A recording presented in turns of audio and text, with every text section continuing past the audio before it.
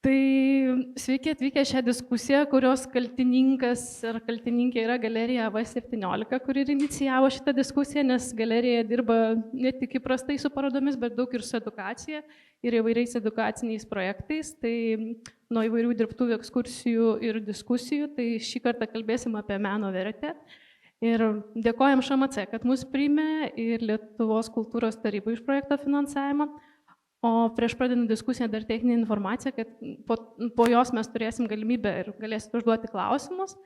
Tik tai pakelsit ranką ir aš jums pasidalinsiu mikrofonu, nes diskusiją mes įrašinėjom, kad turėtume gal, kas šį vakarą nespėjo ir tie galėtų pažiūrėti vėliau.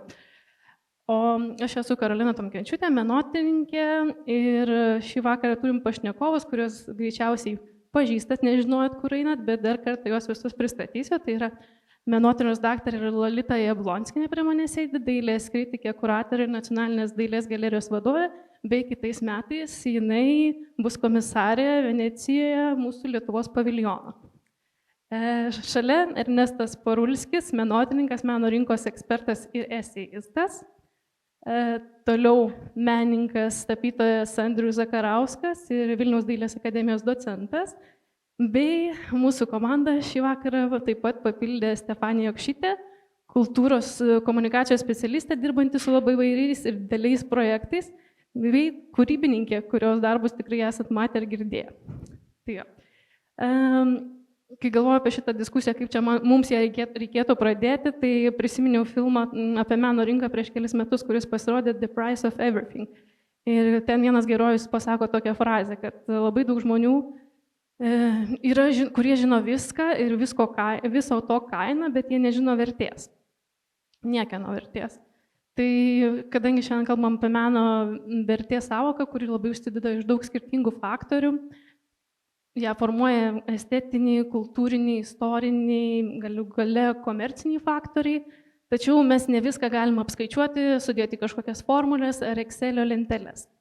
Ir šiandien pašnekovus visus kviesiu apie tai pagalvoti, kaip ta vertė yra kuriama šiandien, kas jie lemia ir kokį poveikį daro kolekcininkai, institucijos, žiniasklaida ar netgi socialinių tinklų algoritmai. Tai nuo pirmo klausimo, Lolita prie manęs atsisėdo, tai nuo jūsų ir pradėsiu gal. Tai mes kartais stebėm tokius atvejus, kai labai gerai save vadybinantis menininkai sėkmingai parduoda kūrinius, būrė didelės auditorijas žiūrovų gerbėjų, tačiau vis nepramuša kažkokių institucijų ar kolekcijų durų. Ir kartais atvirkščiai meno muziejuose ar privačiuose fonduose patinka menininkai, kurių gal visuomenė iš pradžių nėra atrandusi ir nemačiusi plačiajame rate. Tai mano klausimas yra, koks meno institucijų vaidmuo, kuriant meno vertę ir kiek galerijos muziejai turi įtakos dalyvaujant tame žiūrovo supratime, kas yra meno vertė.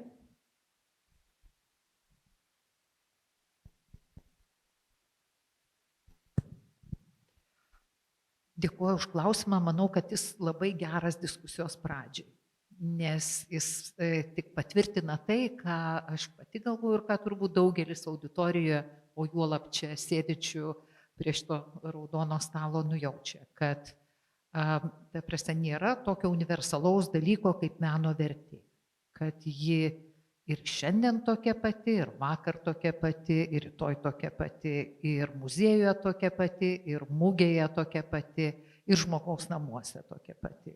Klausimas turbūt turėtų būti truputėlį performuluotas, klausiant, kas formuluoja arba kas formuoja meno vertes. Tai jei manęs klausia apie institucijų indėlį, tai aš turbūt nebūsiu originali, pasakydama, kad trupučiuką skiriasi, pavyzdžiui, atminties institucijų ir aktualų meną pristatančių institucijų, kaip, pavyzdžiui, Šiuolaikinio meno centras.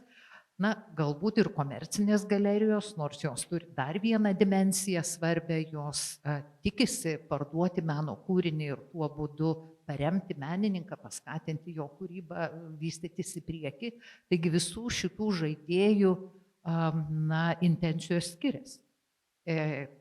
Muziejus iš tikrųjų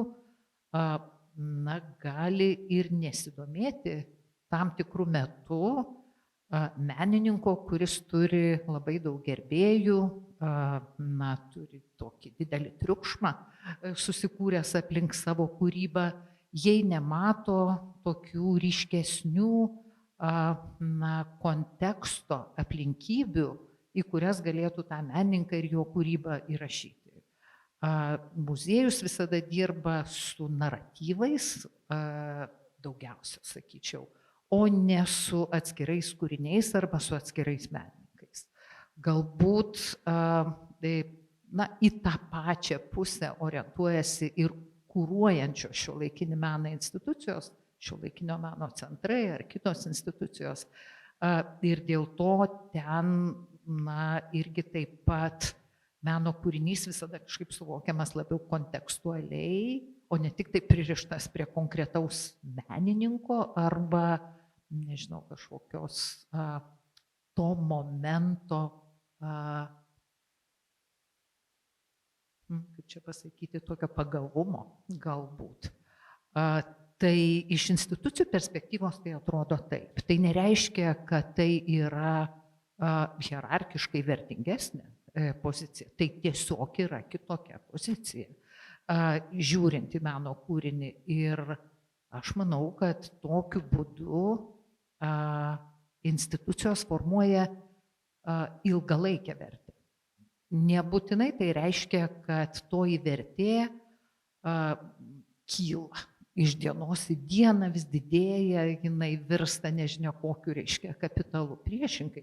Gali būti, kad menininkas yra užmirštamas, išnyksta iš aktualaus konteksto, staiga vėl iškyla, aktualizavus vienokį ar kitokį kontekstą, galbūt perkelus į kitą kontekstą, tarptautinį kontekstą, vėl jo vertė, ta prasme, pasikeičia. Bet tai yra tokia, sakyčiau, ne linijinė dinamika kūrinio vertės, bet ji yra pulsuojanti dinamika kūrinio vertės kūrime. Gal pakaktų pradžiai. Gerai, tai organiškai peršoksim tada prie Ernesto, kadangi su tokiu klausimu pradėjom. Tai žvelgiant į meno rinkos istoriją, akis užkliūna už aukcionuose parduotų kūrinių rekordų įvairių, bet kartais žinom, kad tie rekordai būna ir dirbtinai sukurti. Ir atsiminkim Damieno Hirsto nesėkmingą vieną aukcioną arba netikėtai iškilusi NFT burbulą, apie kurį Ernestas labai daug domisi ir žino. Tai mano klausimas, ar galima meno vertę sukurti dirbtinai per kainų politiką, viešumą, prestižą ir ar tai laikytina vertė arba vertėmis, kaip sakė Lolita, ir ar tai tvaru ir kaip galbūt atskirti, kada tai yra manipulacija. Aš galbūt nedėčiau tokios ribos tarp manipulacijos, tai yra, aš nedėčiau labai aiškios ribos tarp negatyvumo ir pozityvumo, kalbant apie manipuliavimą. Nes istoriškai žiūrint, manipuliavimas meno rinkoje, kaip ir daugelį kitų rinkoje, yra nuolatinė ir visiškai sveikintina būsena.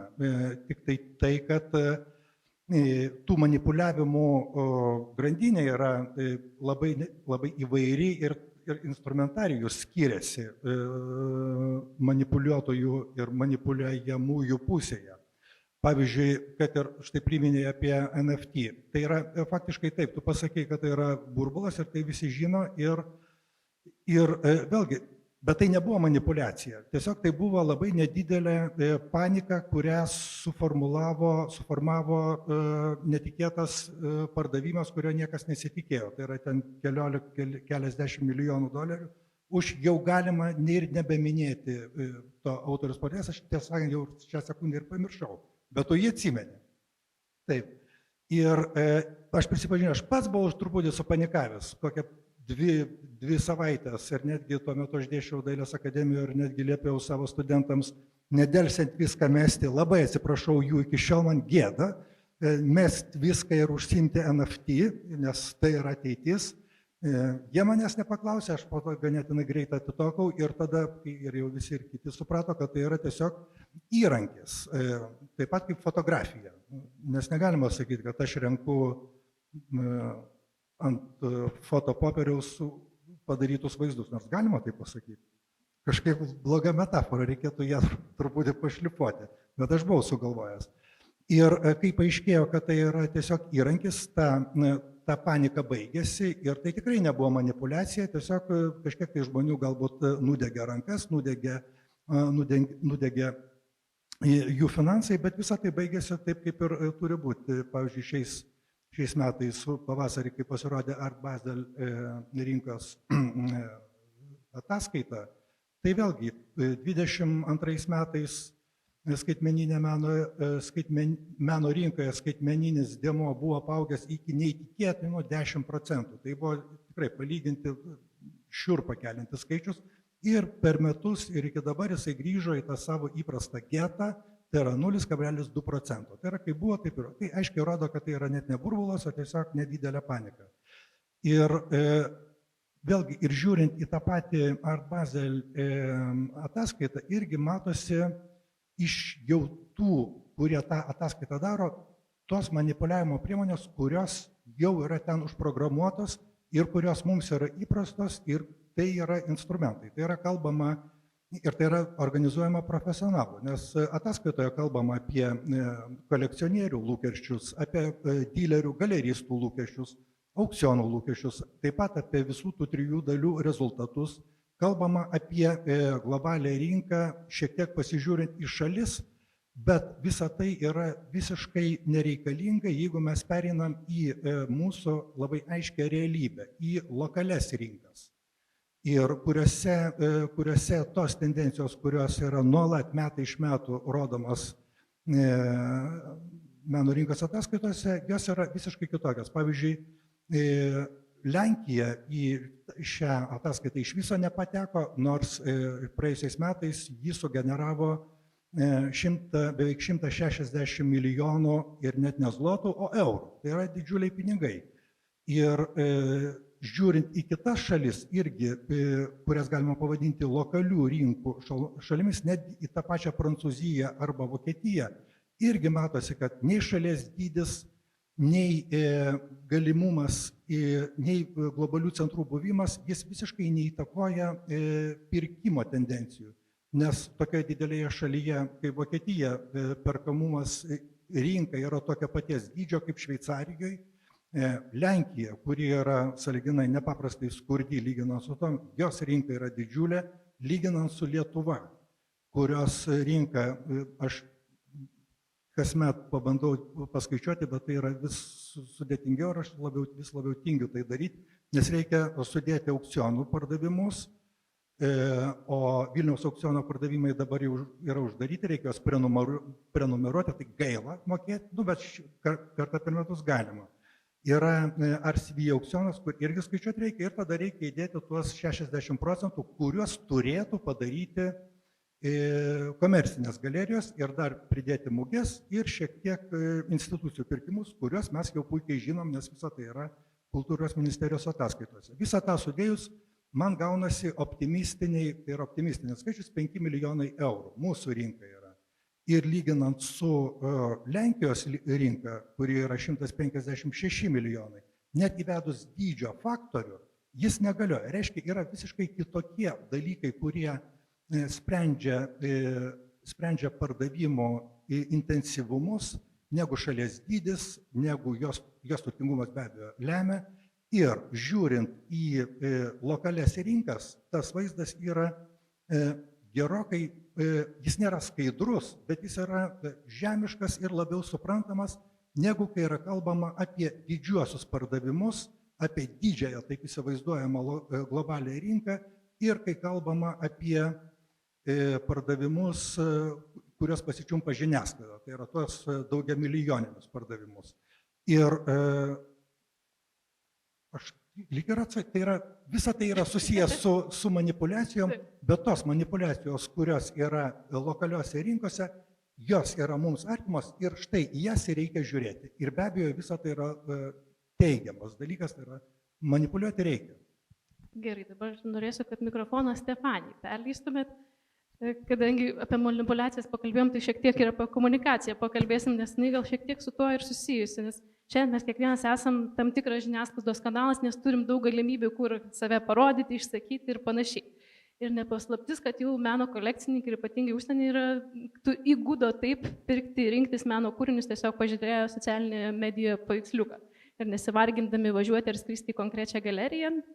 Tai, bet yra ir kita medalio pusė visame šitame, kaip čia, žaidime ar komunikacijoje ir viešime, tai yra, kad menininkai labai turi irgi, kaip čia, investuoti daug resurso, energijos, kad ten būtų matomi, pastebėti tose socialiniuose kanaluose ar ne. Tai jie labai daug duoda tom medijom, o ta grąža ne visą laiką yra jiems adekvati. Ir netgi čia mačiau menininkų, kurie jau yra atsisakę socialinių tinklų ir tiesiog siunčia naujienlaiškį kartą ten per kažkokį laiką. Tai mano klausimas, Stefanija, tau kaip manai, ar menininkų buvimas apskritai socialiniuose tinkluose yra privalomas, ar į tavęs ten nėra, tavęs nėra niekur ir kaip tas skaitmeninis amžius keičia suvokimą apie menininką ir jo vertę ir jo kūrinių gal vertę? Tai ačiū už klausimą. Tai jeigu pirmą klausimo dalį atsakant, ar būtinas buvimas socialiniuose tinkluose, tai nebūtinas, bet socialiniai tinklai, kaip ir išplaukia, Karolina, iš tavo klausimo, yra medija kanalas. Tai yra socialinė medija, ar ne? Tai šiais laikais tikrai būtina būti medijoje. Tai turbūt socialiniai tinklai yra iš pirmo žvilgsnio labiausiai sukontroliuojama medija iš pačio menininko perspektyvos. Na, kai aš kalbu, kad svarbu būti medijoje, tai būti laiks nuo laiko, kad apie tavo kūrinius rašytų arba apie tavo atidaromas parodas rašytų, ar, nežinau, mūsų mylimo Panorama arba Labas rytas padarytų reportažą iš tavo kartais studijos ar parodos. Tai visos tos kitos tradicinės labiau vadinamos senosios medijos, jos yra žymiai sunkiau sukontroliuojamos. Reikia pažinoti žurnalistus, reikia kažkaip iki jų prieiti.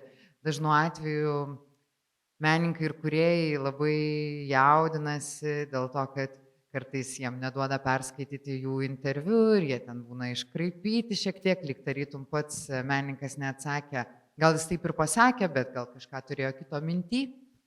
Na, kalbant apie socialinius tinklus, tai iš pirmo žvilgsnio tai yra labiausiai sukontroliuojami medija kanalai.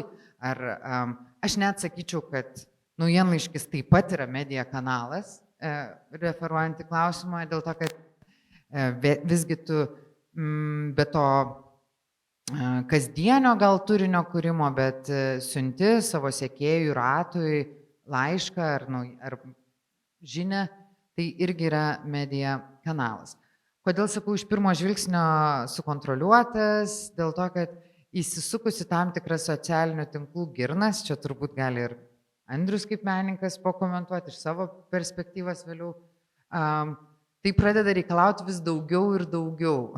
Tas liūtas vis nori daugiau ir daugiau tavo laiko, tavo energijos, kas iš tikrųjų dažnu atveju būna iššūkis kūrėjams, kurie visgi turi ir kurti, ne tik tai kurti apie savo kūrybą, savo socialinį turinį.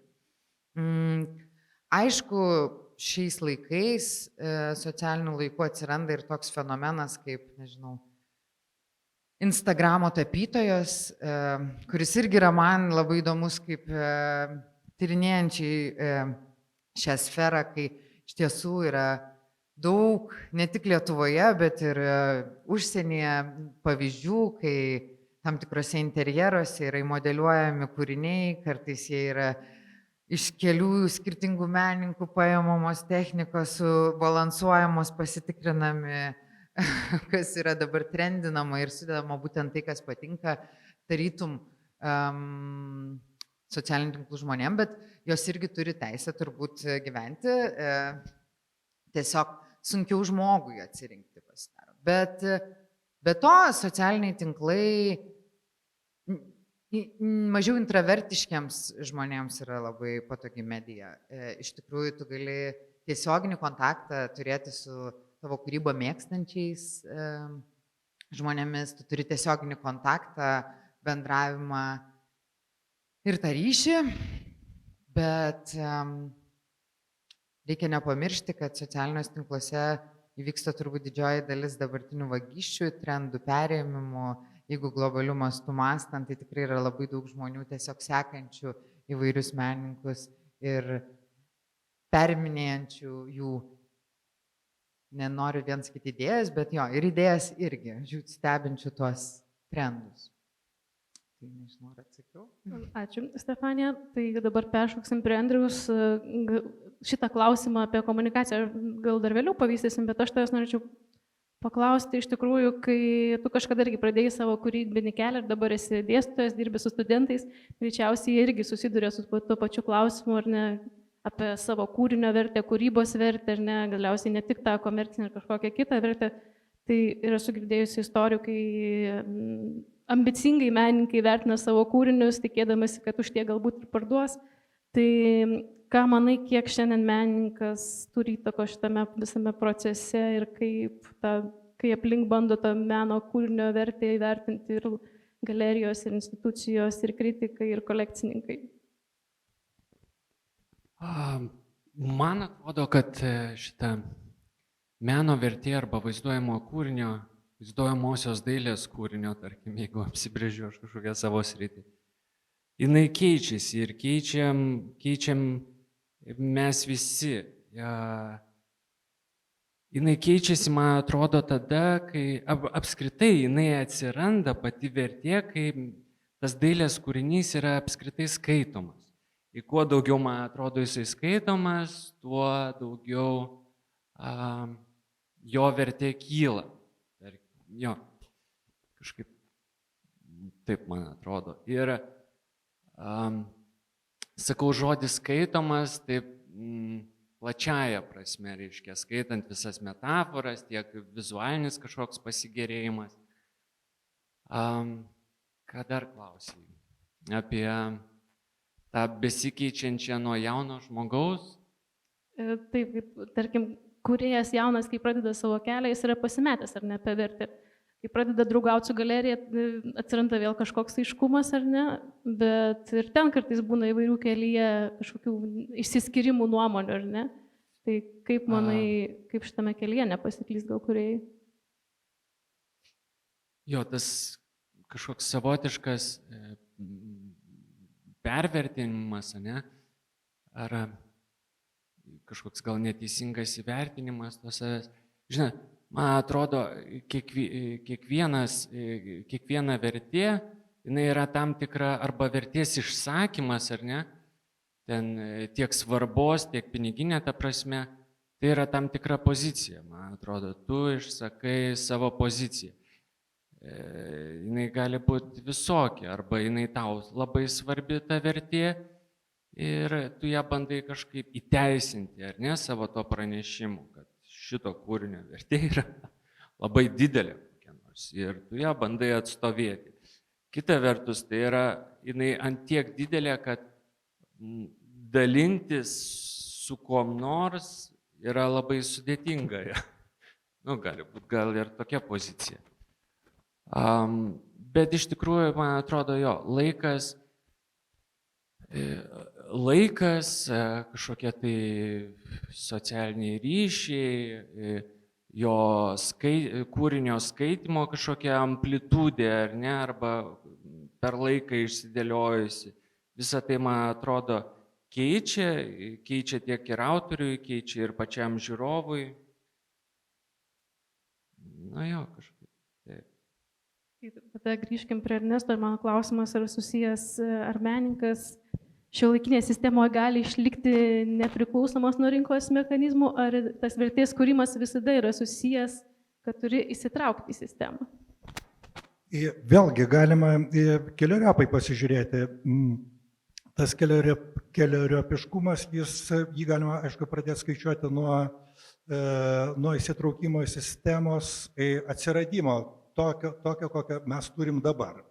Jį galima skaičiuoti įvairiai, bet, sakysim, vienas iš tokių aiškių pozicijų yra tada, kai, nors ir tuomet buvo įsitraukimas, tik tai galbūt kitoks, kai baigėsi, aš nepaprastai supaprastinu, primityvinu ir utriruoju, kai baigėsi cechai ir atsirado dailės akademijos, atsirado konkurencija ir perprodukcija menininkų ir meno kūrinių.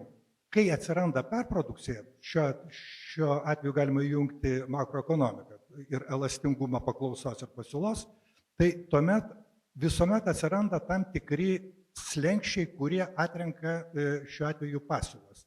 Ir tie slenkščiai jau ir tada pradėjo, sakysim, prieš 300-400 metų po truputį formuotis. Dabar tie slenkščiai, kurie atrenka menininkus ir meno kūrinius, ne tai atrenka, bet, sakysim, leidžia per save pereiti, jie yra nepaprastai aiškus. Jos galima sudėlioti į man atrodo, 5 ar 4 grupės, tai yra slenkščiai, kurios turi įveikti menininkas, kad jis galėtų pasakyti, kad jau turi savo nuosavą rinką. Pirmas slenkstis yra, jį turi atsirasti žmogus, kuris norėtų apie jį kalbėti. Tai yra pirmas slenkstis, nes taip kalbėjimas, ir tai yra vienas iš sunkiausių, tai yra, man atrodo, kad jūs apie tai kaip tik ir kalbėjot, apie žiūrėjimą, skaitimą ir pamatymą, nes sudominti kažką kitą savo menu ir sudominti tiek, kad jis nuspręstų apie tai kalbėti, yra didžiulis žingsnis. Ir labai nedaugeliui pavyksta tai padaryti, nebent, sakysim, yra prievarta, liepiama kokiam draugui kažką pasakyti arba dar ką nors. Būna, tai irgi yra veiksmas ir tai yra teisingas veiksmas, reikia tokius veiksmus daryti. Antras dalykas, antras slengstis yra, kai atsiranda žmogus, kuris nori ne tik apie tai kalbėti, išorė žmogus, bet išorė žmogus, kuris nori apie tai, nori pradėti rodyti. Rodimas vėlgi yra tam tikras irgi labai svarbus ženklis, kurį peržengus jau atsiranda ir ne tik kalbėjimas ir apie kūrinį, bet ir tuo pačiu rodymas kitiems. Tai plečiasi. Aišku, tai gali būti nepaprastai maži išplėtimai. Tai yra draugas parašo, mažytę galeriją Palangoje parodo. Tai gali ir nesuveikti, bet gali ir suveikti. Trečias žingsnis, formuojant savo asmeninę meno rinką, slengstis yra žmogus, kuris nori kūrinį parduoti. Vėlgi, tai yra ne tas žmogus, kuris paima komiso pagrindais ir laukia pirkėjų, bet tas, kuris žino, kam parduoti, žino, kaip parduoti ir gali suformuluoti tą pardavimą ir nori tai padaryti. Na ir ketvirtas žingsnis, aišku, yra būtinas meno rinkai, tai yra atsiranda pirkėjai. Be pirkėjų visą tai kaip ir irgi neveikia. Ir tai gali būti pirkėjai ir privatų žmonės, ir institucijos, ir visi kiti. Įveikus štai tuos 4 slenkščius, menininko rinka didesnė arba mažesnė, ji gali būti labai maža, gali būti vieno kolekcionieriaus, vieno pirkėjo rinka, bet jinai vis tiek egzistuoja. Ir tai yra štai toks kelias, kurį galima vadinti, kaip klausimas formulavai. Ar vertės kūrimas visada susijęs su įsitraukimu į sistemą? Tai ir yra atsakymas, kad be abejo jis yra visada susijęs. Jame galima neveikti nei vieno iš tų slenkščių, bet tada menininkas lieka visiškai nematomu ir tada kokia prasmė. Ačiū, nes tai... O kaip su mirusiais menininkais, kurie negali to gesto padaryti? Su mirusiais menininkais vėlgi yra lygiai tas pats, tik tai juos turi pamatyti, tai yra, apie juos nori kalbėti, pamatyti, rodyti ir pardavinėti jau be jo dalyvavimo, bet tie patys slenkščiai išlieka. Na, aš tik norėjau pasakyti, kad mano nuomonė, kiekvienoje sistemoje yra kažkokių trūkių. Tai taip jau nereikia priimti 100%, ar ne, ta prasme, nes teorija visada geriau skamba negu gyvenimas. Taip. Kaip tik Lolitai klausimą sekantis, paklausėte apie mirusius menininkus, tai iš tikrųjų nesenai NDG erdvėse buvo labai įdomi paroda Tarp aušrų, kurioje buvo eksponuoti kūriniai įsigyti per pastarąjį 10-metį Nacionalinio dailės muziejaus. Ir tada žiūrėdama tą ekspoziciją labai įdomių darbų pamačiau ir supratau, kad šiandien kai kurių gal tų menininkų net nebėra taip aktyviai meno lauke, arba kažkaip jie gal mažiau produktyviau nebe taip kūrė, tačiau jų kūriniai buvo tam tikri tuo metu žvaigždės gal arba įsirašė meno istoriją. Tai gal daugiau papasakoti tada, kadangi dalyvaujate meno lauke ne tik kaip kuratorė ir dalyvaujate ir kitaip prisidedat prie to, kokie tie kūriniai galbūt atkeliaus į mūsų muziejus, ne, instituciją. Tai kaip tose procesuose dalyvaujate, kaip yra sprendžiama, kokiais kūriniais verta papildyti tą mūsų nacionalinę kolekciją ir kokie kriterijai tai lemia ir kiek galbūt tam daro įtakos ir kultūriniai, ir politiniai, ir ne veiksniai. Tai aš šiuo atveju galiu kalbėti apie Lietuvos situaciją, nes ji į tokią universalią teoriją, kurią galbūt galima taikyti rinkai, nes rinka nors ir turi ir savo lokalinių atspalvių be abejo, bet turi ir kažkokių tokio tendencijos į universalumą. Tai pirmiausia, pradedant nuo parodos Tarp aušrų, reikia turėti omeny du dalykus. Viena, kad parodyti visko, kas per 10 metų papuolė į muziejų, nebuvo jokios galimybės. Kai kurie kūriniai keliauja, yra ekspozicijose, parodose, kai kurių kūrinių, ypatingai šiuolaikinio meno kūrinių, negalima taip, kaip čia pasakyti, lengvai parodyti, nes tai yra sudėtingos instaliacijos, užimančios daug vietos, reikalaujančios visai kitokio erdvinio, sakytumai, konteksto pristatymui ir taip toliau ir panašiai. Taip kad tai, kas buvo parodyta, nežinau, gal Ernestai, tu žinai, kiek ten procentų iš nupirkto, ta prasme, įsigyto bagažo buvo, bet turbūt kokie ten 3-4 procentai reiškia parodyta. Taip pat kaip maždaug į ekspozicijas papuola. Antras dalykas, ir kuratoriai tą pabrėžė, taikydami terminą įsigyti. Įsigyti nereiškia nusipirkti. Įsigyjama į muziejų įvairiais būdais. Tai yra dovanos, tai yra palikimai, tai yra ir pirkiniai, tai yra ir dar kokiais nors keistesniais būdais papuolę. Tarkim, galbūt su šiuolaikiniu menu mažiau tai gali būti susiję, bet bent jau mano karjeroje muziejuje su mačius kūrinių, kurie atkeliauja, pavyzdžiui, sulaikyti muitinėje arba dar kažkokių kitų situacijų būna. Bet jeigu kalbam apie šiuolaikinį meną ar bent modernų ir šiuolaikinį meną, tai turbūt dovanojimai, palikimai, kažkokie perdavimai ir pirkimai, jie, ta prasme, sudaro tuos šaltinius. Čia aš vėl paprieštarausiu šiek tiek Ernestui. Man čia tą lengva padaryti, mes kartu dirbame NDG, tai jokių problemų. Tai jeigu vien žiūrėtume į kultūros ministerijos ataskaitas arba Lietuvos kultūros tarybos ataskaitas, susidarytume labai tokį susiaurintą vaizdą, ką muziejus yra nusipirkęs.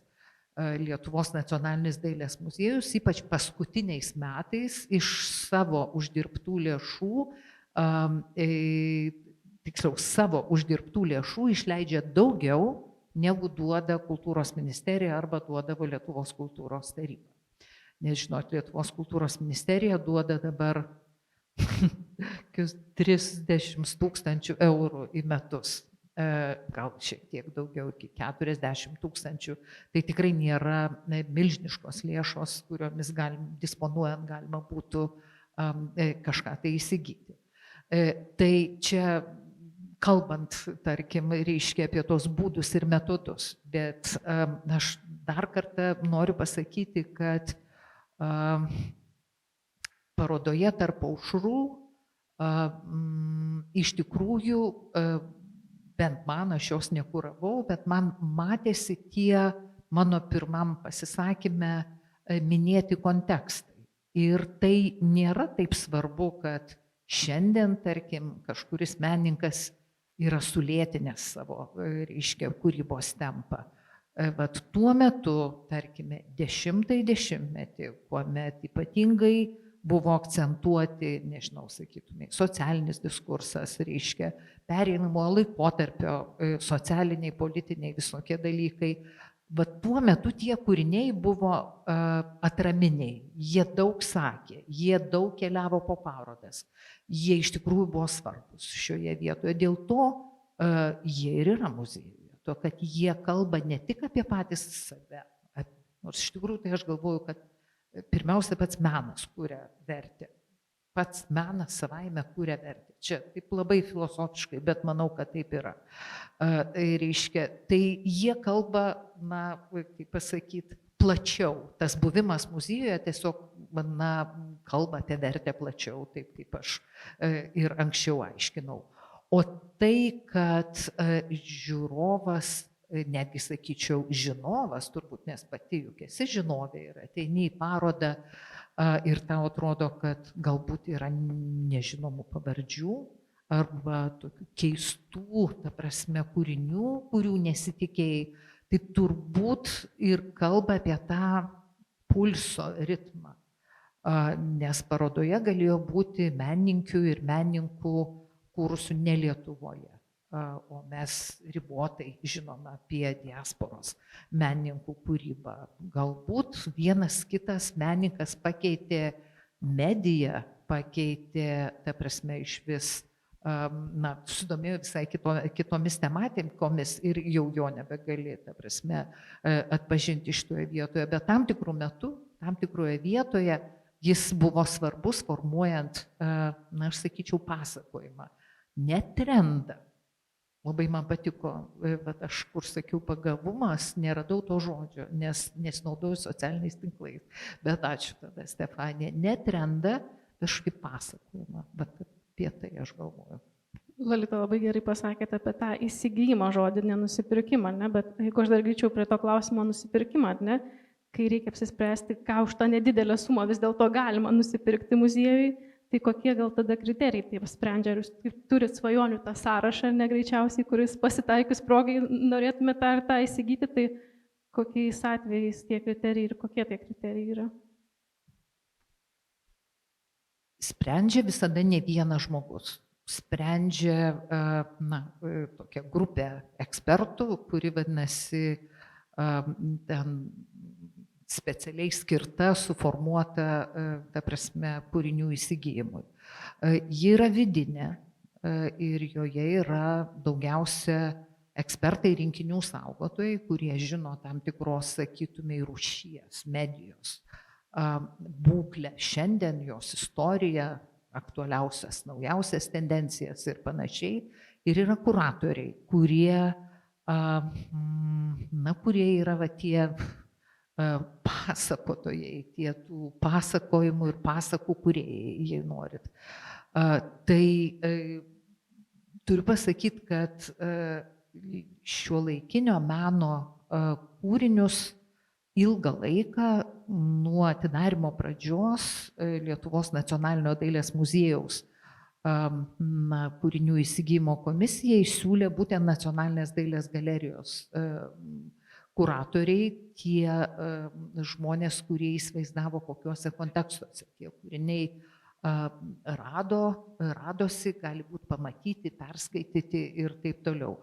Tai, žinot, jeigu juos būtų galima taip išvardinti, ta prasme, nežinau, formatas, spalvingumo kiekis, ten dar kas nors ir taip toliau, tai būtų labai paprasta. Negalima tokių kažkokių grinai techninių kriterijų išvardinti, nors būna ir tokių variantų, ypatingai turint omeny tai, kad kūrinys valstybinėme muziejuje išlieka labai ilgam laikui. Valstybiniai muziejai negali parduoti kūrinių, jie ten yra visada. Aš, pavyzdžiui, žinau šalių, kuriuose valstybiniai muziejai kas kažkiek laiko peržiūri savo rinkinius ir parduoda, išdalina ar kaip nors kitaip su jais pasielgia. Žinau, pavyzdžiui, kad tai vyksta Australijoje, Naujojoje Zelandijoje. Gal kažkur ir kitur taip yra. Bet tuomet, kalbant apie tą tvarumą, ilgalaikiškumą kūrinio, visada yra atsiklausima restauratoriaus, ar tas kūrinys išgyvens. Ir muziejui tai yra svarbus klausimas. Tai dabar norėčiau, kad mikrofonas nukeliautų į kitą galą pas Stefaniją. Mes ką pakalbėjom apie 10-metį sukauptus ir įgytus kūrinius, tai iš tikrųjų, kadangi man teko dirbti ir komunikacijos lauke, ir žiniasklaidos lauke, tai iš tikrųjų per pastarąjį 10-metį iš tikrųjų gal tu man pritarsi, kad pasikeitė menininkų komunikacija, jie tikrai išmoko komunikuoti, nes prisimenu laikus, kai atsiųsdavo į redakciją pranešimą spaudai, jiems taip atrodė tuo metu, kad tai yra pranešimas spaudai nuotrauka, parodos pavadinimas ir data ir kelintą valandą vyks. Ir tada skambino redakcija, sveiki, kodėl neįsidėtų apie mano parodą pranešimo, kokio pranešimo, ten teksto nebuvo. Tai būdavo ir tokių kuriozų. Tai iš tikrųjų ta auditorija ir menininkai išsidrąsino, nežinau, ar išmoko, kaip tai galima įvardinti, komunikuoti, tai iš tavo patirties, kaip manai, vis dar kokie yra didžiausi iššūkiai, ko galima pasimokyti ir nekalbant apie save, kad tie instagraminiai vienadieniai menininkai nenugalėtų tų, kurie iš tikrųjų galbūt verti to dėmesio daugiau ir kaip manai, ar kartais tas pasakojimas gali būti svarbesnis už patį kūrinį. Oi, tai labai pritariu tau, kad per 10 metų tikrai patobulėjo, bet natūralu dėl to, kad šiaip mes taip greitėjom ir visi apie viską kalbam, kad nesustojom kalbėti, nespėjom išgirsti, bet kalbam, tai čia tokie laikai. Bet labai džiugu, kad kūrėjai pradėjo patys apie save komunikuoti. Tačiau tokias pagrindinės problemas, aš manau, gal tokios strategijos susidėliojimo. Dėl to, kad vienas pagrindinių tokių trūkumų, kuriuos aš matau, tai yra savęs kaip kūrėjo ir savęs kaip asmenybės sugretinimas arba nepakankamas atskirimas. Ir strategija tam padeda. Jeigu tu nori būti socialiniuose tinkluose kaip menininkas, kūrėjas, tai tu jo pramaišiui nededi ten savo vaikų nuotraukų į feedą ir visų kitų dalykų nedėlioji, bet jeigu tavo strategija yra būti ta vieša persona, public figure, tai tuomet natūralu, kad tai tampa nebe tik menininko, o labiau asmenybės anketa ar profilis.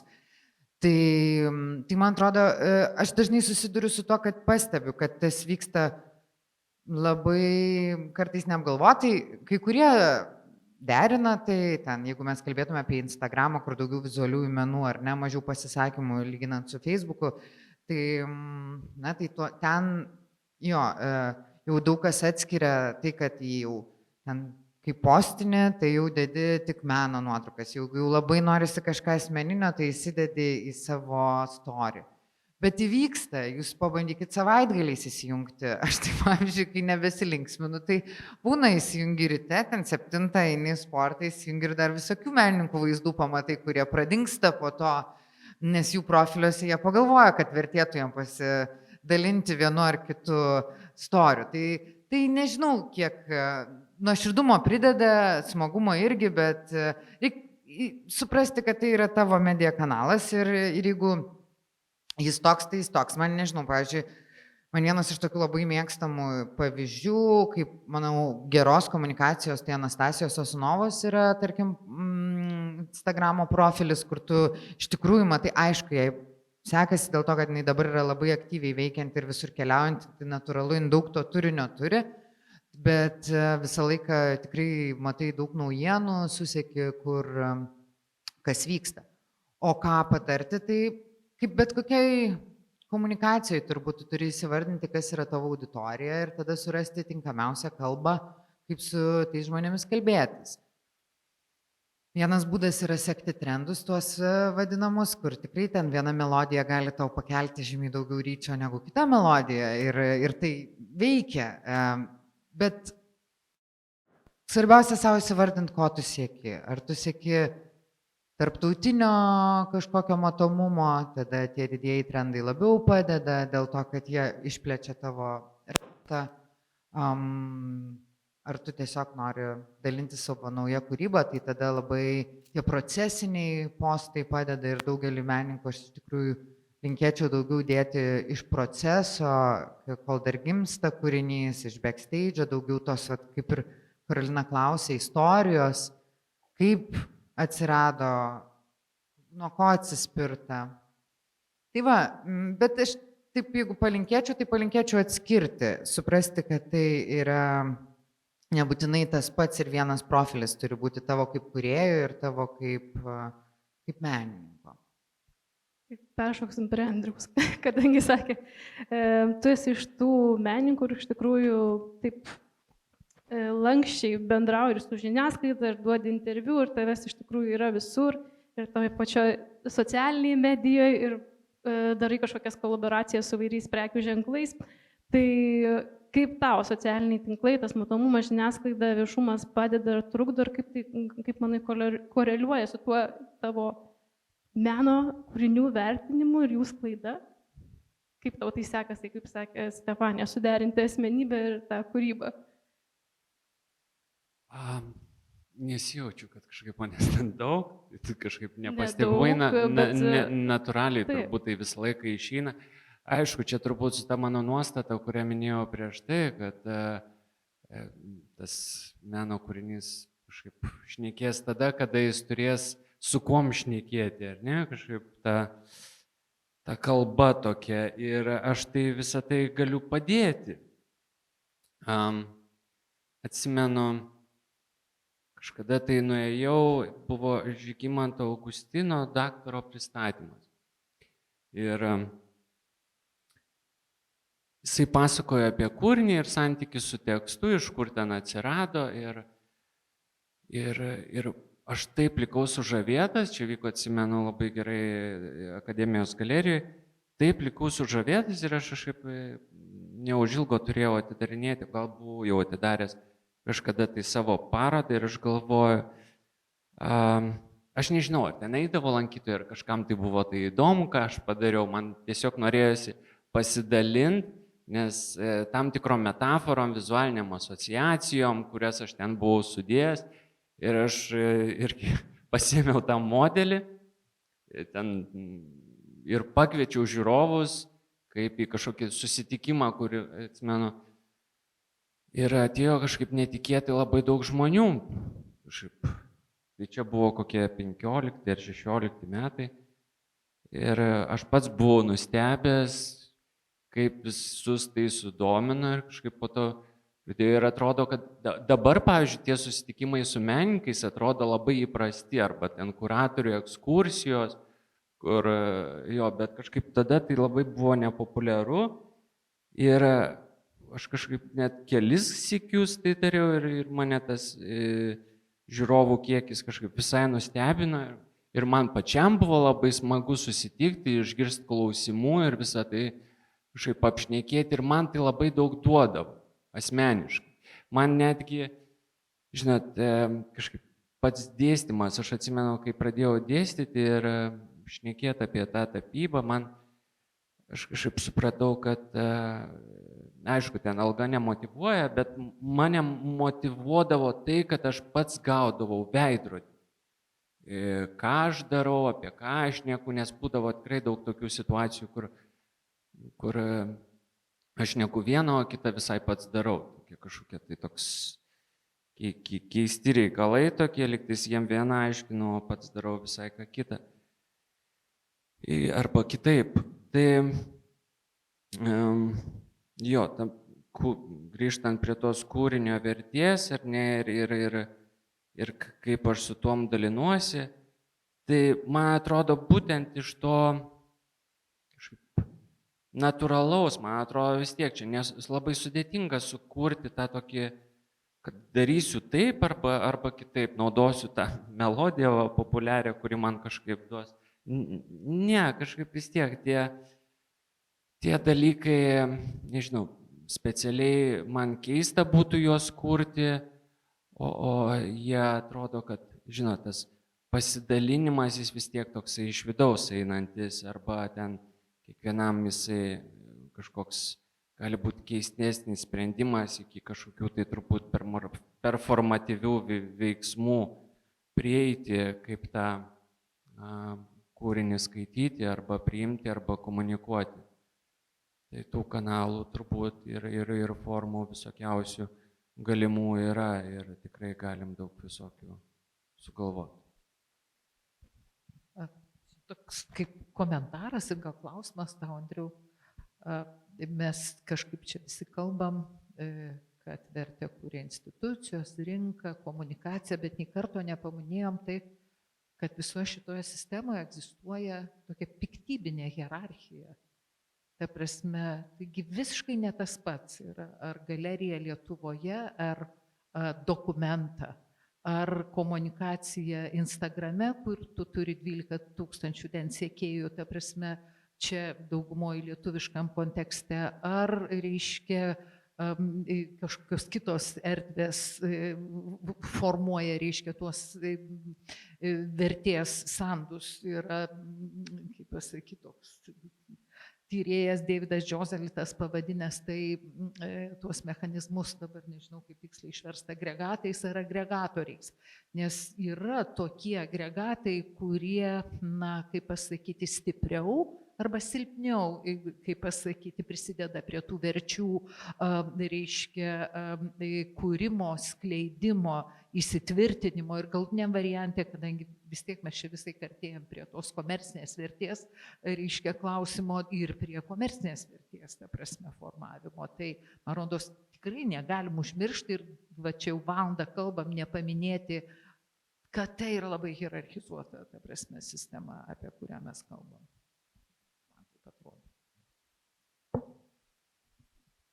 Aišku, institucija vienareikšmiškai prideda visokeriopą pagalbą arba ten vertę to kūrinio ar kažkokio tai vaizdinio. Bet dažnu atveju, kaip visada įdomiau, kas ir Rusijai vyksta, ten kokiam nežinomom erdvėm. Aš atsimenu, buvo viena paskutinių kažkokių parodų tokių, kur mane labai nustebino. Ambicija jaunimo, kur vyko Naugarduko gatvėje. Ir aš atsimenu, aš atėjau, buvo uždaryta dar patalpa, ar ne? Ir tą renginį, atrodo, susvarbinom mes visi, reiškia, jaunų žmonių ambicija, reiškia, kur stovėjo žmonės ir laukė, kada atidarys erdvę. Tai visą tai mes galime sukurti. Aišku, visi norim menininkai būti muziejuje, tai būtų pamatyti, išsaugoti Venecijos bienalį ir aš noriu ir dokumentą, aišku, aš noriu ir Mo muziejuje. Visą laiką tai yra pačios didžiausios svajonės menininkui, bet kuriam, ta prasme, čia neabejotinai ir meluos tas, kuris pasakys nenoriu. Bet norint būti dokumentu, Klausim, ar Nestui dar po to iš karto stos. skaičiau diskusiją, tai, bet norint būti dokumentų ir visur kitur, tai iš tikrųjų, pavyzdžiui, išvykus į užsienį labai pasijunta, ant kiek mums čia socialiniai tinklai ar gražus ar negražus, tam pasižiūrim kiekvieno mediją, kanalas ir taip toliau, bet užsienyje, ten ar Paryžiuje, ar Niujorke, tu kaip menininkas susipažįsti su kažkuo ir labai greitai tavęs prašo tavo socialinių tinklų ir tada tai tampa tavo valiuta, nes jie pasižiūri. Jo, ar tu pasidarai įdomus, jeigu pas tai ten tie 3-4 tūkstantėliai, tai gal ir nieko, bet wow, 80, nu kažkaip jau čia reikia pasidomėti, aha, dar pašnekėkim. Tai irgi prisideda prie to tarptautiniškumo, nes tie followeriai iš tikrųjų yra valiuta užsienyje, ne tik kiek Lietuvoje. Tai nežinau, ką Ernestas norėjo pakomentuoti, bet aš turiu kitą irgi klausimą, tai su hierarchija ta pačia susijusia. O aš būtent apie hierarchiją ir norėčiau, nes, kaip Lolita pasakė, tai be abejo, meno pasaulis yra nepaprastai hierarchizuotas ir aš noriu tiesiog priminti, manau, kad daug kas jūs žinot, kad yra puikus įrankis, kuris tą hierarchizavimą parodo ir jame galima ir sudalyvauti pačiam. Ir algoritmas yra tiesiog puikus, kuris būtent tai, ką tu kalbi ir iliustruoja. Aš be abejo kalbu apie mano mylimą tinklapį artfacts.net. Jūs jį žinote, kai kurie nežino, tai ir dabar bus proga iš manęs išgirsti. Aš labai trumpai, nes algoritmas ten yra daromas kaip. Jis nėra susijęs su vertėmis, su kainomis, jis susijęs yra su simbolinėmis vertėmis. Ir pavyzdžiui, jeigu yra menininkas, kuris padaro 100 parodų galerijoje Palangoje, kuri veikia tik vasarą.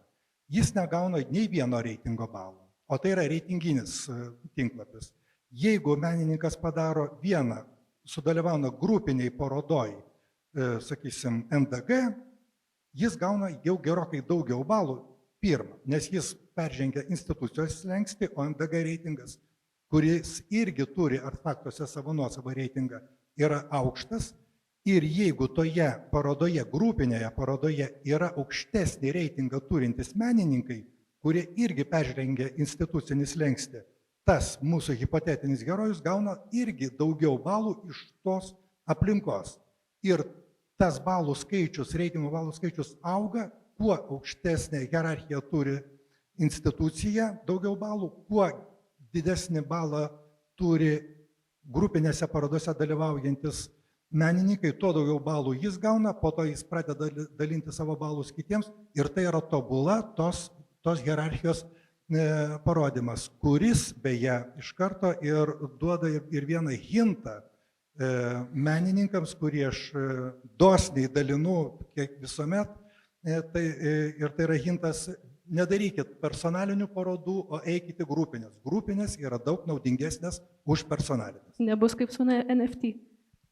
Patarimu. Grupė. Ai, čia toks burbulas, aš jį su mielu noru papūščiau. Gerai, nes tai mano klausimas buvo su ta hierarchija šiek tiek susijęs. Mes pakalbėjom apie muziejus, institucijas, apie menininką ir galerijos santykį, tai dar liko toks dėmuo kaip kolekcininkai, kurie dažnai irgi varžydamėsi dėl kažko kuria ir keičia tą meno rinkos dinamiką. Tai ir kartais tom kainom padeda neįtikėtinom kryptim pajudėti, arba tas jūsų susidomėjimas kažkaip tai traukimas į kažkokias kolekcijas irgi menininkam prideda tų būtent algoritminių balų į artefakts. Tai kaip vertinat privačių kolekcininkų vaidmenį, ar jie yra labiau vertės kūrėjai, ar tie vertės jau vartotojai galbūt, kurie džiaugiasi tais dividendais gal?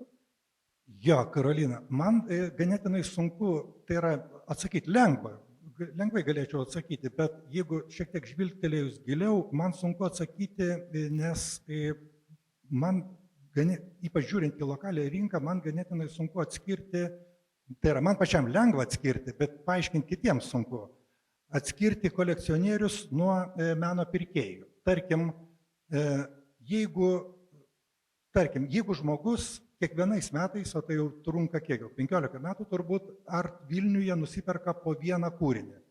Ir dabar jau turi 15 kūrinių. Kolekcionierius jis ar ne? Lietuvoje gal jau ir galėtų būti. Vargu.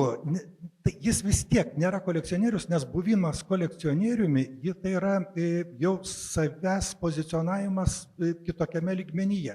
Tas savęs pozicionavimas jis gali būti labai įvairus. Surinkti vieno viską, surinkti visko po truputį, atkartoti, kas įvyksta dažnai. Nacionalinės dailės galerijos nuolatinė ekspozicija, mažesniais, blogesniais darbais, bet padaryti tai, ką turi nacionalinė, yra ir tokių kolekcionierių. Bet ar jie iš tikrųjų daro įtaką meno rinkai, labai net neabejočiau, o žinau vėlgi iš tų pačių ataskaitų Art Bazelio ir kitų stebėjimų ir skaitimų kitokių ataskaitų. Didžiausia įtaka pagal pirkimų skaičių, ne pagal sumas, pagal pirkimų skaičių, daro būtent tie meno pirkėjai, nes jų, dabar vėlgi tiksliai negaliu pasakyti iš paskutinės ataskaitos, bet tai yra milžiniški procentiniai skirtumai. Kalbam ne apie pinigus, apie kiekį. Tai yra, jeigu, aš dabar improvizuoju, sakysim, 10% yra nuperkama daugiau negu už milijoną, o kiti 90% pagal kiekį yra mažiau negu 5000. Ir tai yra, o kiekvienas toks pirkimas yra nepaprastai svarbus sprendimas. Tai yra nusipirkti už 2000 eurų paveikslą žmogui yra gerokai sudėtingiau negu tam, kuris jau turi paveikslus už 100 milijonų. Tai yra visiškai kitis dalykai. Ir man yra nei jie kolekcionieriai, nes tai yra be abejo tam tikras investicinis statuso ar kitoks lygmuo. Ir dailės mylėtojai irgi nėra sąlyginai tikri kolekcionieriai. Bet va tas vidurkis, kai jie neįtakoja kainos, tos kainos nėra didelės, ką tie žmonės, didžiulis skaičius žmonių gali nusipirkti. Bet tai, kad jie sugeba per savo namų ūkio egzistavimo laiką, per 25 metus, sakysime, arba per 50, nusipirkti 30-40 darbų, kiekvieną kartą darydamas sunkius sprendimus iš savo biudžeto, tai yra didysis, sakyčiau, meno rinkos herojiškumas. Vėlgi, jeigu nori istoriją, aš turiu šimtus, bet tai yra susijęs su labai nesėkminga mano finansinė operacija, kai aš nusipirkau grafikos Londone, senos grafikos, galvojau, ją parduosiu labai brangiai Vilniuje, niekas jos nepirko ir dabar pas mane guli dar tie šimtai. Tai ir gali pasidalinti, gal turim daug auditorijai, gal pirkėjų. Tai iš tikrųjų mes jau taip maloniai valandą kalbamės ir į pabaigą galvoju, reikėtų įliūdėti, gal kažkas norės klausimų dar. Tai aš, Andriui, turiu tokį kitą klausimą iš kitos pusės.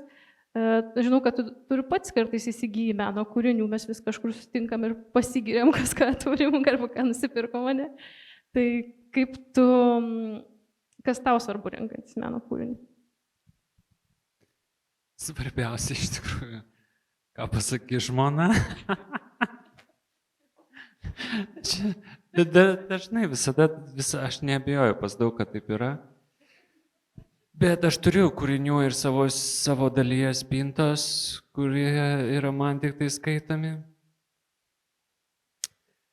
Tai jo, tai dažnu atveju kažkokia tai, kaip pats kuriu tam tikrą vaizdinį, tai ir pačiam įdomiausia tie vaizdiniai, kurie turi kažkokią tai vaizdinį ryšį su mano kūriniais. Tai čia pagrindinis kriterijus, aišku, šnekant apie tą piniginę vertę, tai aš vis tiek galiu skirti ten kiek galiu skirti tuo metu. Bet, o aš renkantis kūrinį tikrai pirmiausia negalvoju apie tai, kad čia šito kūrinio vertė augs arba ten daryti kažkokį tai investicinį sprendimą, man yra, dar tai atrodo per daug ir tikrai ne pirmaeilis reikalas. Renkantis kūrinį, svarbu, kad patiktų žmonai ir būtų panašu kažkokį tai ką pats darau. Tarkim, jo, vienas paskutinių čia įsigijimų buvo Bubelytės viena nuotrauka, kur ten autoportretai tokie į perspektyvą einantis, tai man kažkaip dar kažkas, sutikau fotografas, bent jau ką nors kitokio galėjai nei savo. Tai man tuos vizualiniai ryšiai patys svarbiausi, o ne kažkoks galvojimas apie tai kaip investicinė forma, nes man jie iš esmės atsiperka kasdieną, kai aš juos matau. Aš juos skaitau, aš jais mėgaujuos ir jo, aišku, dažnai gali tai tam įsigijimui, jų irgi, sakau, vertė irgi keičiasi, jeigu staiga aš kažkaip suprantu, kad tas autorius brudas. Labai geras pastebėjimas. Taip irgi yra buvę. Ir netgi man daug kas irgi sakė iš kolekcionierių, ką aš esu sutikęs, kad tų vadinamųjų kolekcionierių, kaip jie save identifikuoja. Tai kad yra dažnai tokių nuomonė, kad nesusitikti su autorium, nes tada ta iliuzija apie menininką, apie meno kūrinį, jinai keičiasi. Gali pasisukti netikėtai. Irgi, tai vėlgi ta vertė irgi atrodo keičiasi su tuo asmeniniu ryšiu. Tai irgi tokių kūrinių irgi atsirado mano spintos pusėje nuo sienos, kad jo pasikeitė tas skaitimo būdas ir jo skaityti nebesinori ir teko nukabinti. Tokių visokių asmeninių intimių visą laiką atsiranda nuotykių. Tai aš dar grįšiu prie Stefanijos ir šiek tiek dar apie komunikaciją. Tai mes pakalbėjome apie tas instagraminės menininkės ar menininkus, kurie tik interjerams ar ne, kurie labai gražiai algoritmus valdo. Tai kaip tu manai, ar toks, kaip čia pasakyti, nuo nulio formavimas savo vardo, brando ar viso šito yra tam tikra manipulacija ir ar kiek tai yra tvaru apskritai? Kadangi aš neteinu iš tokių labai klasikinių ratų, tai mane tai džiugina, kad yra visko. Man patinka, kaip ir naujienų įvairiausių, gerai, kad laikraščiuose yra dar horoskopų skiltis, aš netikiu jais, bet aš juos mėgstu paskaityti. Tai man patinka, kai yra gausa, iš ko rinktis, man patinka stebėti. Tai iš tos perspektyvos jo, aš nesu iš to tokio ortodoksinio požiūrio, kad tik tai baigė ten akademijas, tik tai padarė, perėję ten tam tikrus kelius, gali turėti teisę būti perkami arba jų kūryba turi būti, na, nežinau, įvertinta aplinkos. Tai mano nuomonė, kad Aš džiaugiuosi, kad yra visko, ypač jaunoji karta iš tikrųjų išeina iš tų rėmų ir vat kaip Andrius prisiminė puikios parodos atidarimo Kauno gatvėje, tai tikrai ten Čeputis, visi kiti, jie tikrai valdo socialinius tinklus, juose postina mažai, kūrė aplink save, taip atsiprašau už visus savo anglicizmus, bet toliau pratęsiu jau, kad taip šneku, tai hypą ir iš tikrųjų kūrė savo ratui, juos seka vis daugiau, vis jaunesnių žmonių, tai nebėra vien dailiai apsirengusių kostiumuotų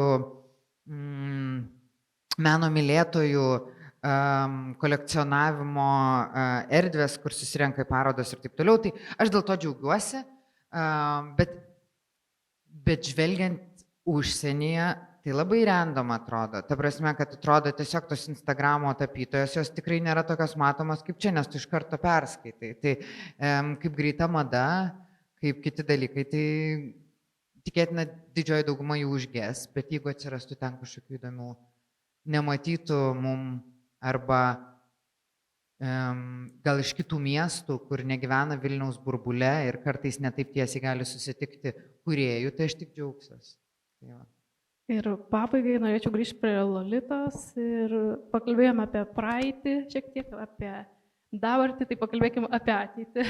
Gyvename laikais, kai technologiniai pokyčiai labai viską greitai keičia ir tos mūsų patirtis keičia, ir mes norim dalykų kartais net intensyviau, kažkas mūsų gal nebe taip dirgina, kaip buvo anksčiau. Tai ir muziejai, manau, kažkiek susiduria su to iššūkiu, kad kaip pritraukti jaunąją auditoriją, galbūt kaip užauginti tą ateities auditoriją, kuriais ir norės tų patirčių būti muziejuje, kažkaip bendrauti su tuo menu ir matyti jį, turėti aplink save, o ne tik kažkokias projekcijas savo telefone galbūt. Tai bendraujate ir daug su užsienio kolegomis, tai kaip matote ateities muziejaus tą tokį veidą arba misiją, tai jie bus labiau tokie vertės saugotojai ir patys vertės kūrėjai? Na, toks įspūdis, kad iš muziejaus reikalaujama absoliučiai visko. Na, kita vertus ir iš menininkų jau šiuo metu reikalaujama visko ir kurti, ir komunikuoti, ir vertę susikurti, ir ją keisti, ir taip toliau ir panašiai. Manau, kad visi matom, kaip diversifikuojasi muziejų veiklos. Didieji muziejai pasaulyje, tie, kurie iš tikrųjų turi rimtų rėmėjų, jie tiesiog yra seniai atskyrę savo virtualiuosius, sakytumei, virtualiasias veiklas, turi ten savo auditoriją, turi kuratorius ir komunikatorius, kurie dirba būtent su tomis priemonėmis. Tai kaip niekam nepaslaptis, visos naujos technologijos turi savo kainą, jos turi tiesiog realią monetinę kainą, tai manau, kad kol kas Lietuvoje tie procesai gal dėl to šiek tiek šlubuoja, bet manau, kad viskas juda kažkokia tokia panašia kryptimi, bet aš visada galvoju, kad kaip čia pasakyti, negalima nematyti žiūrovų auditorijos įvairovės muziejuje. Ir NDG, pavyzdžiui, kurdami savo programą, tai ne tik pasveriam, kad čia personalinė, grupinė paroda, tarptautinė paroda, užsieninė paroda ir taip toliau, bet vis tiek visada galvojame ir į kokią auditoriją orientuojamės. Mes nesam nei vien jaunimo, nei vien senimo, nei vien, nežinau, profesionalų auditorijai skirtų produktų kūrėjai. Visgi esam už kažkokią tokią įvairią pasiūlą atsakingą instituciją. Bet aš noriu pasakyti ir kitą dalyką, kad mano bent jau žinojimo akiratyje yra ir visai nebūtinai futuristinių, ta prasme, muziejinių gestų. Žinau, turbūt kolegos ir publika susirinkusi yra girdėję apie Lodzės dailės muziejų Lenkijoje, kuris turbūt yra pirmasis pasaulyje modernaus meno muziejaus, vis pasimuša taip su MoMA Niujorke, bet Lodzėje galvojama, kad galimai jie buvo pirmasis. Tai Pati atraminė muziejaus kolekcija 20-ojo amžiaus pirmojo dar pusėje buvo sukaupta dovanų pagrindu. Tai yra muziejaus direktorius kreipėsi į menininkus ir prašė padovanoti, ta prasme, po kūrinį ar keletą kūrinių, va šitai naujo tipo institucijai, ta prasme, pradedant veikti. O dabar ką tik paskirtas naujasis direktorius, žinau, padarė lygiai tokį patį gestą. Danielis Musaičiukas, jis vėl kreipėsi į menininkus ir ne tik tai Lenkijos menininkus, į tarptautinę menininkų auditoriją ir, ta prasme, paprašė, tarkim, pakartoti tą patį, reiškia, judesį kitomis aplinkybėmis, dėl kažkokių kitokių priežasčių ir panašiai. Tai aš manau, kad muziejai turi ir vertingos patirties ir be jokios abejonės yra atviri ir dar visokiems neišbandytiems, reiškia, kitiems keliams. Man patiko, dar tik pridursiu, Andriaus mintis, kaip jis su kūriniais elgesi, perka, nežinau, turi juos, akomoduoja kažkaip juos pas save. Kartais keliaujant tenka apsilankyti ir jums turbūt tenka apsilankyti ne tik tai didžiuosiuose muziejuose, bet ir mažiukose menininkų muziejuose. Ten visada labai įdomu pamatyti, o kokių kitų menininkų kūrinių jie turi, su kuo bendravo, kokios vertės matosi tada tuose kūriniuose.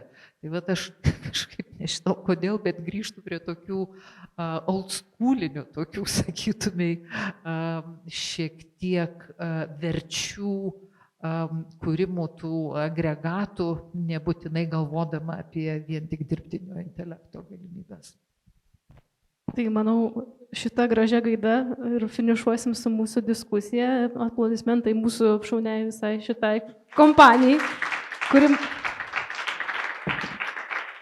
kuri manau, galėtų dar valandą laisvai papasakoti mums įdomių savo įžvalgų pasidalinti, bet gal kažkas turite klausimų, pasidalinsiu mikrofonu. Aš pirmiausia, tai atsiprašysiu Ernesto, nes klausimai du bus Lolitai ir du klausimai, kaip pasakysiu dėl ko. Pirmiausia, norėčiau paklausti, Ernestas minėjo slenksčius menininkų, kurias jisai turi tarsi įveikti. Kokie jūsų būtų tie apibrėžimai, ar Ernesto žodžiais tariant slenkščiai, kokius menininkus turi praeiti, jeigu jis nori būti perkamas. Ir antras klausimas, galbūt atsakymas būtų tas pats, bet irgi, ką jūs manote apie Ernesto paminėtus artefaktos platformos reitingavimą. Ar įmanoma taip sureitinguoti ir apskaičiuoti menininko vertę ir sužinoti jo, nežinau, kaip sakau, rinkos vertę, taip išeina. Ačiū. Na, aš jau čia esu pasakius, kad nesu iš tų žmonių, kurie galvoja, kad egzistuoja kažkokios esencialios apskaičiuojamos vertės. Mano nuomonė, vertės visada yra kažkokios reliatyvios ir jos priklauso nuo konteksto, kuriame jos yra, na, kaip pasakyti, skaičiuojamos, matuojamos ar taip toliau ir panašiai. Žinot, aš iš tikrųjų tai nemastau tokiomis slenksčių kategorijomis. Man atrodo, kad menininkas pirmiausia turi neorientuotis į algoritmus, o kurti. Tai prasme, menininkas, kuriam algoritminiai skaičiavimai, ten slenksčių kažkokie tokių dirbtinių, reiškia, peržengimai arba nežinau, tokios instagraminės strategijos tampa svarbesnės negu kažkokia tokia, nežinau, autentiška, ta prasme, kalba. Pats menas, nežinau, man atrodo, kažką praranda. Taip galbūt būtų galima atsakyti. Nesu tokių technologijų apmąsčiusi niekada ir man kaip kuratoriai iš tikrųjų gal jos yra nesvarbios, gal taip sakytume, nes aš galutiniam variante vis tiek ieškau kūrinio, tai būtų. Ja, aš tik tai dar Karoliną papildysiu, nes dar ir pakomentuosiu, nes ieškodamas slenkščio, tu ir tampi tuo. Tai yra ieškodama kūrinio, tu ir tampi tuo slenkščiu. Ja, bet aš dar norėjau dar truputį apie artefaktus. Ten nėra piniginė išraiška, ten yra būtent surenkama jų parodinė veikla ir ji yra matuojama. Visiškai neseniai pas juos artefaktuose atsirado nepaprastai populistinis įrankis, kuris vadinasi Heat Index, kur yra surašyti menininkai pagal jų galimas kainas. Labai juokingas, nes jie niekaip neargumentuoja, kodėl jie tą įrankį padarė ir kaip jį skaičiuoja, bet nuo pat pradžios tame indekse pozicijoje iki $50,000 pirmoje, antroje, trečioje, ketvirtoje vietoje nuolatos yra Andrius Arutunianas, o 10 visuomet yra Anastasija Sosunova ir Emilija Škardulytė. Visą laiką. Ir tai yra, aš nežinau, kodėl jie ten atsirado, bet jie ten visuomet yra. O jeigu dar kalbant apie algoritmus, aš dar vieną prisiminiau, Meko nėra jau senokai tarp ten jo. Kalbant apie algoritmus, dar vieną prisiminiau Jerry Solco sugalvotą skaičiavimą. Man algoritmai patinka, kaip galima paskaičiuoti menininko sėkmę, jo vidinę. Tai yra, jis siūlo taip skaičiuoti pagal valandų kiekį, kiek jis gali skirti menui. Jeigu jisai gali skirti visą savo laiką menui, jis yra pasiekęs karjeros viršūnę. O jeigu gali paskirti, tarkim, valandą, tai jam turbūt reikia galvoti apie profesijos pakeitimą. Prie tų artefacts, aš esu su tais kūrėjais susidūręs kažkada senai. Ir šnekėjom prie kažkokio vakarienės ir jie klausė, jie buvo kažkaip apsilankę mano parodoj ir jie po to kažkaip klausė, o tai iš kur tu esi? Iš Lietuvos? No chance. Tai, iš tikrųjų, aš irgi pritaršiu, tikrai yra tas old schoolnis, bet kaip sako, menininkas turi kurti ir kažkaip visą tai yra tik papildomi dėl smagumo. Visi puslapiai, algoritmai ar kažkokie žaidimai, gal jie ir gali padėti. Čia reikalauja labai daug pastangų.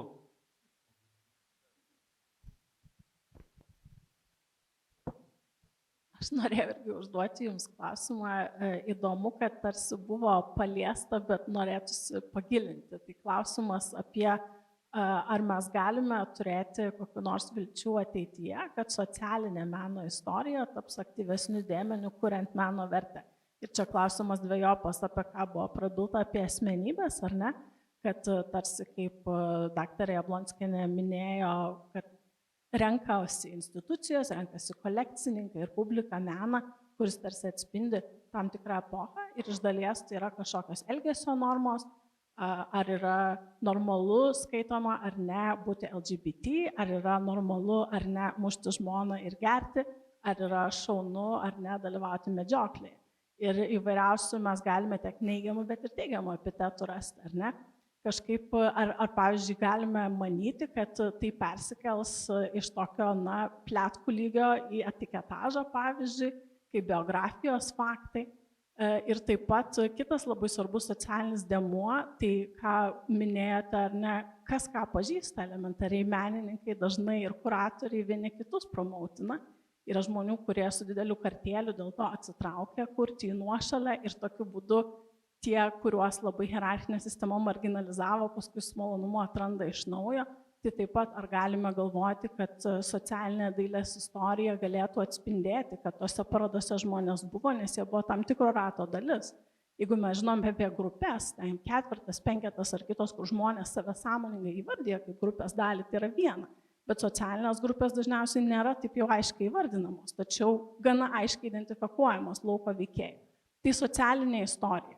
Muziejų etiketaže, autorių biografijos ir taip toliau, ar mes galime manyti, kad tai prisidės kažkaip performuojant meno vertę ateityje, ar tiesiog tai ir liks tokia gana aiški takoskyra, kaip Jūs manote? Visiems. Man pradėti. Aš tiesiog užsikabinau jūsų klausime už, tai yra ne klausimą, pasiūlyme pagalvoti apie galimybės. Už etiketės ir užtrukau ties tomis etiketėmis ir tiesiog neatsimenu, bet esu matęs, kaip atrodo etiketė, sakysim, 19 amžiaus pabaigoje, 20 amžiaus pradžioje, kur būdavo pavardė ir pavadinimas, ir jų kaita iki dabar. Ir be abejo, meno istorija, net ir susijus ją su socialinė meno istorija savaime yra vis tiek konservatyvus, konservatyvus, padėk man, laivas, procesas, yra konservatyvus procesas ir tai nepasikeis greitai, bet be abejo, ta aplinka, kuri yra aktyvi, jį keičia nuolat. Dabar tos etiketės, kurias mes darom, jau yra 100 kartų kitokios, negu kad jos buvo daromos prieš 20 metų. Ir aš esu įsitikinęs, kad tai, ką jūs minit, tai yra nepaprastai įdomu ir tai įdomu bus ir lankytojams, ir ta aplinka, kuri yra aplink muziejus ir aplink parodas, ji padarys taip, kad tos etiketės ir tos žinios, jos pateks ir į meno istoriją. Aš manau šitai. Na, toks įdomus klausimas yra, nes jis labai pririša meno kūrinį prie autoriaus.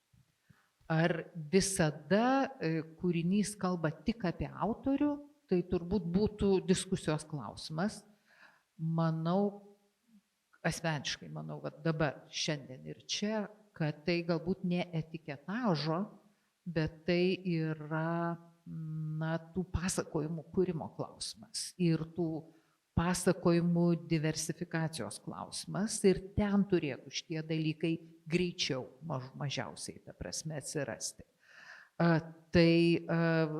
Bet šiaip įdomi mintis, pagalvojimui, sakyčiau, kad ji tikrai labai įdomi. Aš gal dar tokį pridėčiau dalyką, labai vis dėlto turim turėti omeny, skiriasi būklės to, ką mes Lietuvoje darom, reiškia, muziejuose, su komunikacija su publika ir tarkim, komunikacija, kaip vyksta su galerijomis, su rinka ir kaip tai vyksta kitose šalyse. Tai tie, kas keliauja, pavyzdžiui, tą pačią Venecijos bienalę, tai turbūt, o ypač tie, kurie ten bent 10 metų keliauja, sakykime, Venecijos bienalę, tai turbūt pastebėjot, kad Venecijos bienalės tarptautinės parodos pirmojoje salėje visada rodomi menininkai, kuriuos pristato stipriausios šiuo metu pasaulio galerijos.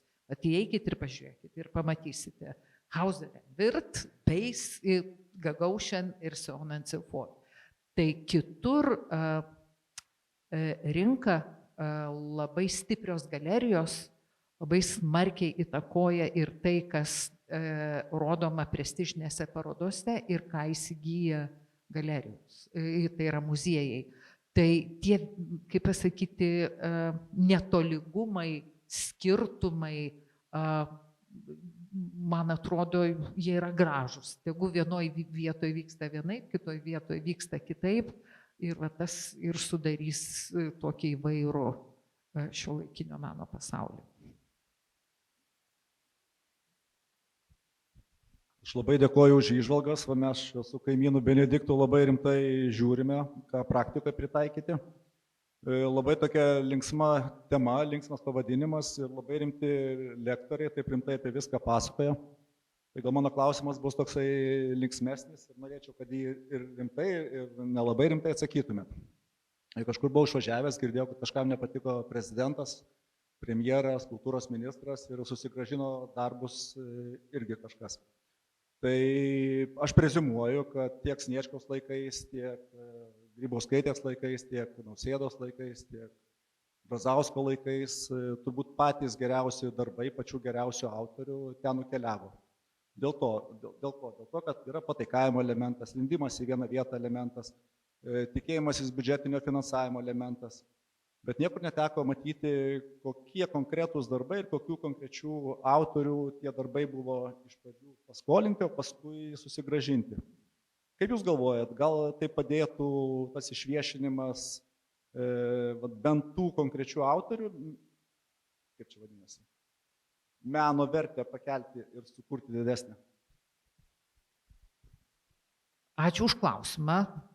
Pirmiausia, noriu pasakyti, kad meno kūrinių buvimas valdžios institucijose nėra vien tik tai Lietuvos istorijos ar, ta prasme, šiuolaikinės būklės dalis.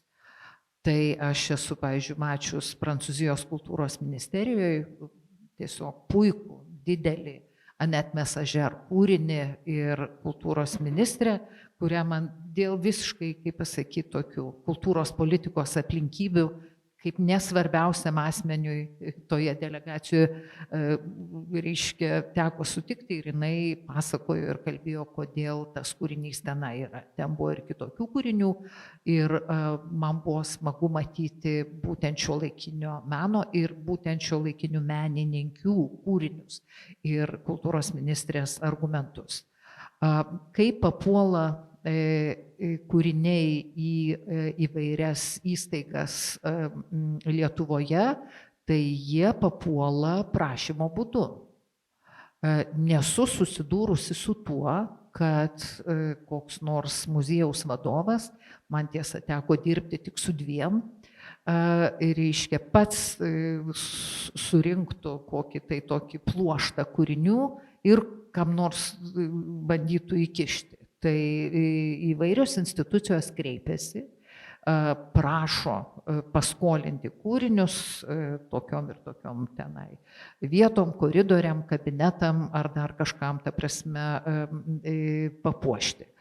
Man atrodo, kad kadangi buvote išvykęs, neperskaitėt visų pasakojimų apie tą garsųjį atsiėmimą, jį labai gražiai pakomentavo muziejaus direktoriaus pavaduotoja rinkiniams, vyriausiojo rinkinių saugotoja, kurie atkreipė dėmesį, kad kaip tik šiais metais pasibaigė sutartis su daugeliu iš tų prašytojų ir tie kūriniai buvo atsiimti. Na, šiuo atveju jie buvo visi atsiimti vienu kartu, nors galėjo būti atsiimti ir palaipsniui, sakytumei.